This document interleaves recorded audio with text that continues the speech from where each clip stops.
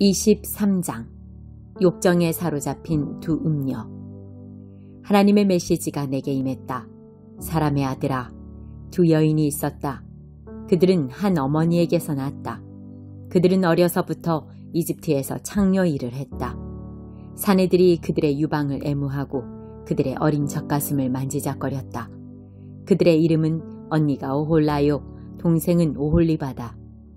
그들은 내 딸들이었고 각기 아들, 딸을 낳았다. 오홀라는 사마리아고 오홀리바는 예루살렘이다. 오홀라는 네스라에 있을 때부터 창녀짓을 하고 다녔다. 그녀는 아시리아 사람들에게 욕정을 품었다. 푸른 제복을 말쑥이 차려입은 지휘관들, 특사와 총독들, 멋진 말을 탄 젊은 미남자들에게 말이다. 오홀라의 욕정은 제어불능이었다. 그녀는 아시리아 엘리트들과 음행하고 그들이 섬기는 우상으로 자신을 더럽혔다. 오홀라는 지칠 줄 몰랐다. 어렸을 적 이집트에서 시작한 창녀짓을 줄기차게 계속하며 사내들과 잠자리를 같이 했고 사내들은 그녀의 젖가슴을 가지고 놀며 정욕을 쏟아냈다. 그래서 나는 그녀가 그토록 탐하는 아시리아 사람들에게 그녀를 내주었다. 그랬더니 그들이 그녀의 옷을 찢어버리고 그녀의 자식들을 빼앗아갔다. 그리고 결국 모욕을 주며 그녀를 죽였다. 이제 그녀는 여자들 사이에서 수치라는 이름으로 불린다. 그녀에게 떨어진 역사의 심판이다. 그녀의 동생 오홀리바는 그 일을 다 지켜보았으면서도 언니보다 더 심하게 욕정을 쫓으며 창녀짓을 일삼았다. 그녀도 아시리아 사람들에게 욕정을 품었다. 특사와 총독들, 말쑥한 제복을 입고 멋진 말에 올라탄 지휘관들, 곧 아시리아의 엘리트들을 향해 그렇게 했다. 그녀도 언니만큼이나 더러워질 대로 더러워졌다. 두 여자 모두 같은 길을 간 것이다. 그러나 오홀리바는 언니를 능가했다.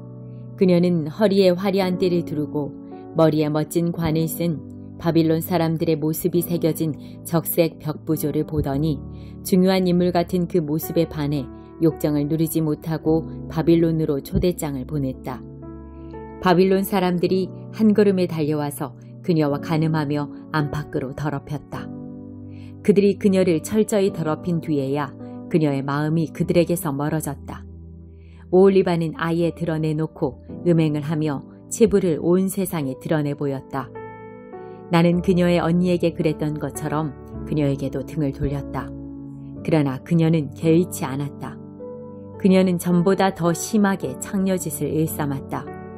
어린 시절 이집트에서 막 창녀 생활을 시작했을 때를 생각하며 더 추잡하고 저속하고 난폭한 남자들, 욕정에 사로잡힌 종마들과 욕정을 불태우고 싶어 했다.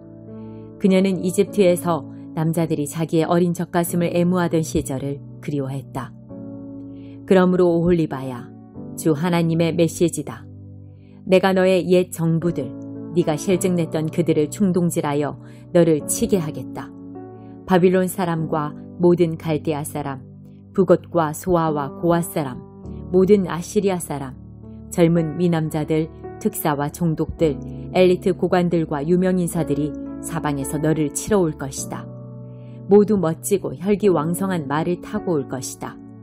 완전 무장한 그들이 전차와 병력을 이끌고 북쪽에서 밀고 내려올 것이다. 내가 그들에게 심판의 임무를 맡기겠다. 그들이 자신들의 법에 따라 너를 처단할 것이다. 그들이 맹렬한 공격을 퍼부을 때 나도 가차없이 너를 대적할 것이다.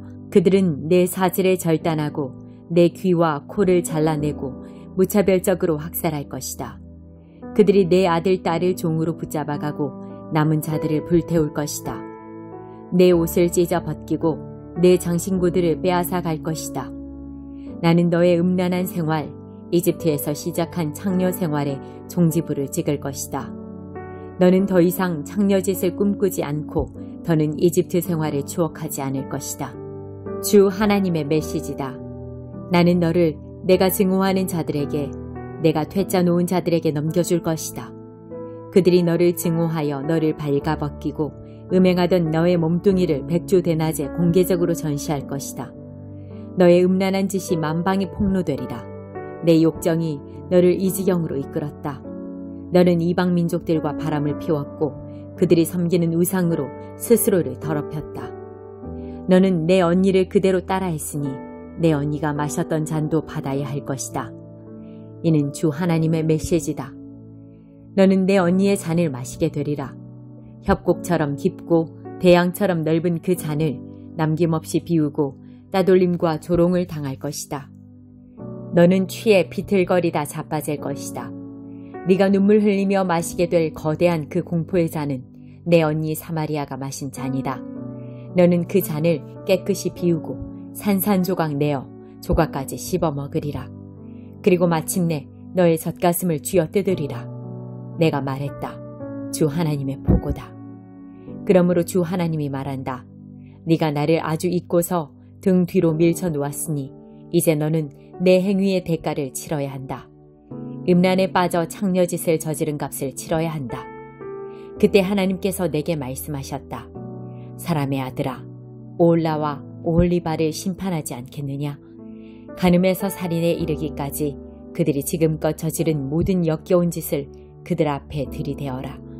그들은 우상과 간통하고 내 자녀인 그들의 아들, 딸을 제물로 삼아 우상의 상에 올리기까지 했다. 거기에 더하여 그들은 나의 거룩한 성소를 더럽히고 나의 거룩한 안식일을 범했다. 제 자식을 우상에게 제물로 바치던 날 그들은 나의 성소에 침범해 들어와 그곳을 더럽혔다. 그것이 바로 그들이 한 짓이다. 나의 집에서. 그뿐 아니라 그들은 먼 곳까지 특사를 보내 사내들을 초청했다. 두 자매는 좋다고 달려온 그 사내들을 맞으려고 몸을 씻고 화장하고 야한 속옷을 입었다. 그들은 향과 기름으로, 나의 향과 기름으로 단장한 호화로운 침대에 몸을 기대고 누웠다. 술 취한 어중이 떠중이들이 몰려와서 다투어가며 두 자매의 팔에 팔찌를 끼우고 머리에 관을 씌웠다. 내가 그 두 자매는 이제 퇴물이다 하고 말해주어도 그들은 막무가내였다. 창녀를 찾아 헤매는 자들처럼 밤낮을 가리지 않고 두 자매의 문을 두드렸다. 그들은 그렇게 오홀라와 오홀리바 그 한물간 창녀들을 이용했다. 의로운 자들이 그들에게 심판을 선언하고 간음죄와 살인죄를 물어 실형을 선고할 것이다. 그렇다. 간음과 살인이 그들이 평생 해온 짓이다. 하나님이 말한다. 폭도를 모아 그들을 덮치게 하여라. 공포와 약탈이 일어나리라. 폭도가 그들을 돌로 치고 난도질하게 하여라. 그들의 아들, 딸들을 다 죽이고 집을 불태워라. 내가 이 나라에서 음란을 끝장내고 모든 여자들이 너희를 보고 경각심을 갖게 할 것이다. 욕정에 사로잡힌 너, 그 값을 치를 것이다. 우상과 난잡한 짓을 벌인 너, 그 대가를 톡톡히 치를 것이다. 그제야 너는 내가 주 하나님인 줄 알게 될 것이다. 24장 오물로 뒤범벅된 이스라엘. 아홉째 열째 달 10일에 하나님의 메시지가 내게 임했다. 사람의 아들아, 오늘 날짜를 기록해 두어라. 바로 오늘 예루살렘이 바빌론 왕에게 포위되었다. 그 반역자 무리에게 이야기를 하나 들려주어라. 솥을 걸고 물을 가득 부어라. 고깃덩이를 집어넣어라. 최상 등급 고기, 허리와 가슴 부위로 하여라. 양떼에서 가장 좋은 놈들을 골라라. 최상급 뼈를 넣어라. 손 밑에 장작을 쌓아라. 불을 지펴 국을 펄펄 끓여라. 주 하나님이 말한다. 살인의 도성이여, 벗겨낼 수 없을 만큼 두껍게 찢기와 오물이 낀 솥이여 화가 있으리라. 고기를 한 점 한 점 다 꺼내어 솥을 비워라. 그것들을 누가 물어가든 신경 쓸 것 없다. 도성 전체가 살해당한 자들의 피로 물들어 있다. 길거리 돌들마다 피가 흥건하나 닦아내려는 사람이 없다. 모두가 보는 대로에 흐르는 피, 나의 진노를 불러일으킨다. 나의 보복을 불러들인다. 그러므로 주 하나님이 말한다. 살인의 도성에 화가 있으리라. 나도 장작을 쌓겠다. 나무를 많이 넣고 불을 지펴서 고기를 푹 삶고 양념도 곁들인 뒤에 국물은 쏟아버리고 뼈들은 태워버리겠다. 빈 솥을 숯불 위에 올려놓고 노새가 빨갛게 달아오르도록 달구어 병균을 죽이고 오염물을 모두 태워버리겠다.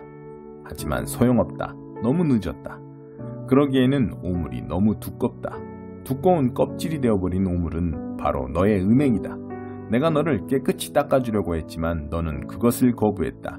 내 진노가 가라앉을 때까지 나는 너를 닦아주지 않을 것이다. 나 하나님이 말했으니 그대로 이룰 것이다. 지체하지 않을 것이다. 내 자비는 이제 동이 났다. 내 마음이 바뀔 일은 없을 것이다. 너는 내가 초래한 일을 겪을 것이다. 주 하나님의 보고다. 에스겔의 아내가 죽다. 하나님의 메시지가 내게 임했다. 사람의 아들아, 내가 내게서 삶의 즐거움을 앗아가련다. 큰 불행이 내게 닥칠 것이다. 그러나 부디 눈물을 보이지 마라. 슬픔을 속으로 삼켜라. 사람 앞에서 울지 마라. 평소처럼 옷을 입고 나가서 내 일을 보아라. 통상적인 장례의식도 치르지 마라. 아침에 내가 사람들에게 이 말씀을 전했는데 그날 저녁에 내 아내가 죽었다. 다음날 아침 나는 지시받은 대로 행했다. 사람들이 내게 와서 물었다. 아니, 왜 이렇게 하십니까? 대체 이 일의 의미가 무엇입니까? 그래서 내가 말했다. 하나님께서 내게 이렇게 말씀하셨습니다. 이 이스라엘 가문에 전하여라. 이는 주 하나님의 말이다. 내가 나의 성소이자 너희의 자랑인 난공불락의 요새를 더럽힐 것이다. 너희 삶의 즐거움이요 최고 행복인 그곳을 더럽힐 것이다. 너희가 그곳에 두고 온 자식들 모두가 죽임을 당할 것이다. 그때 너희는 에스겔이 한 그대로 하게 될 것이다. 너희는 통상적인 장례의식도 치르지 못하고 평소처럼 옷을 입고 나가서 너희 일을 해야 할 것이다. 눈물도 흘리지 못한 채 죄로 병든 너희끼리 탄식소리나 내게 될 것이다. 에스겔이 너희의 표징이다. 너희는 그가 했던 대로 하게 될 것이다. 이런 일이 일어날 때 너희는 내가 주 하나님인 줄 알게 될 것이다. 너 사람의 아들아, 내가 그들의 피난처여 큰 기쁨, 삶의 즐거움이자 최고 행복이던 그 자녀들을 앗아갈 그날에 생존자 한 사람이 내게 와서 그 도성에서 벌어진 일을 일러줄 것이다. 그때 너는 닫혔던 입이 열려 그 생존자와 이야기하게 될 것이다. 내가 그들에게 표징이 될 것이고 그제야 그들은 내가 하나님인 줄 알게 될 것이다.